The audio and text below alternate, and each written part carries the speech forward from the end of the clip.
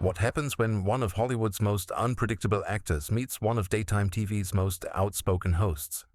A casual morning interview quickly turned into one of the most uncomfortable moments ever broadcast on live television. This is the story of the day Nicolas Cage sat down on The View and left everyone speechless. The set was bright, the audience ready, and Nicolas Cage entered with that same magnetic energy he's famous for. Part poet, part rock star. He was there to promote his new psychological thriller, but even before the introductions were done, Joy Behar leaned in with a mischievous grin. "Before we talk about the movie," she said, "I just have to ask, what was going on with those castles and dinosaur skulls you bought a few years back?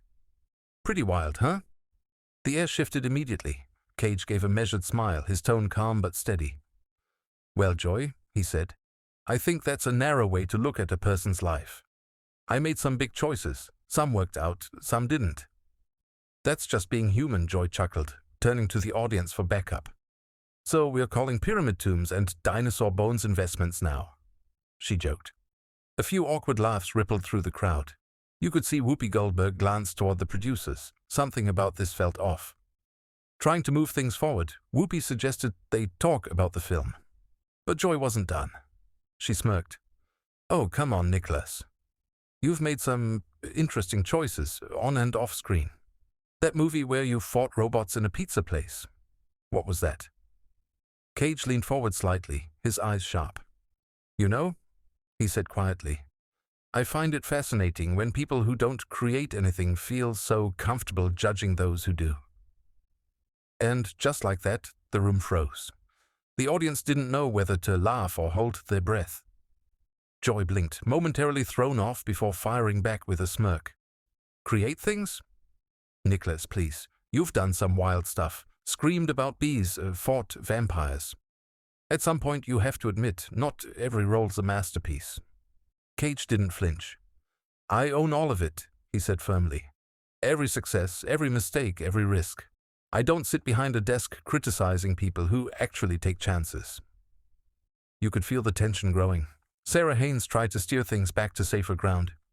"So, Nicholas, tell us about your new movie." But Joy interrupted again. "Oh, let me guess," she said, laughing. "Another Nicolas Cage movie where Nicolas Cage just plays..." "Nicolas Cage?" That was the breaking point. Cage leaned in, his voice dropping low. "You want to know what acting really is, Joy? It's truth. It's finding something raw and real inside yourself and showing it to the world, even when it hurts." "That's what I do." Joy rolled her eyes. "Please, spare us the acting lecture. You're not Brando. You're the guy who screams about stealing the Declaration of Independence." That one stung. Cage's tone hardened. "And you're the person who confuses mocking people with having a conversation. The difference between us, Joy, is that I create." "You comment?" The audience gasped.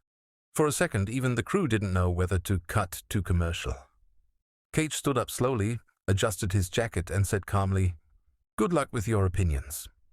Then he walked off stage. No yelling, no drama, just quiet defiance. For once, Joy Behar had nothing to say, but the silence didn't last. Joy, visibly shaken, called out after him, "I've been in this business longer than you've been alive. I've covered real news, real politics. You wouldn't last a day doing what I do." Cage paused, at the edge of the set, turned back and said evenly, "There it is. When facts don't work, you go straight for insults. You can't stand that someone might challenge you." He stepped closer again, his tone steady. "I've worked my entire life to earn what I have. To build a name without relying on anyone's legacy. That's what passion looks like, Joy. That's what commitment feels like." Joy fired back. "You think this job is safe? You think it's easy being torn apart online every day?" Her voice cracked just a little. Cage nodded slowly. "The difference is I get criticized for creating something. You get criticized for tearing people down. You could have heard a pin drop." Even Whoopi looked nervous.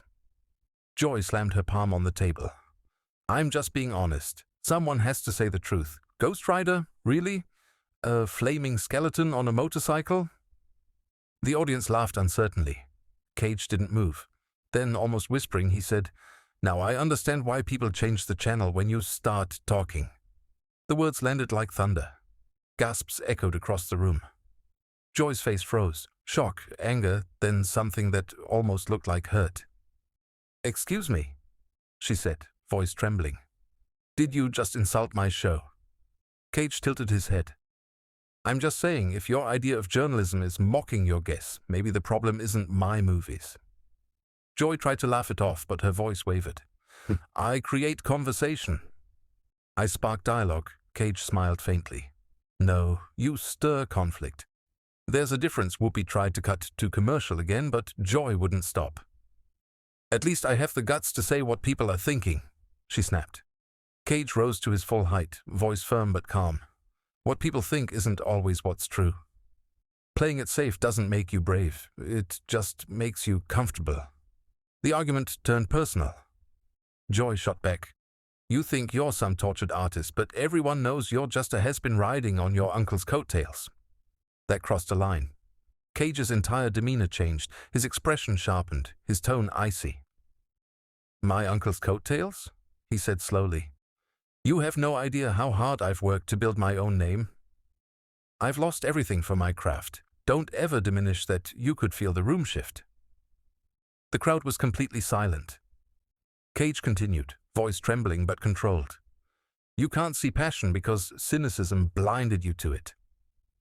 You call it honesty, but it's bitterness with a camera crew. It was brutal but honest, and for once Joy had no comeback." The producers finally cut to commercial, but not before the image was burned into everyone's mind. Nicolas Cage standing tall, unshaken, while the host, who usually had all the answers, sat speechless. It wasn't a meltdown. It wasn't theatrics. It was raw, uncomfortable truth, broadcast live on morning television.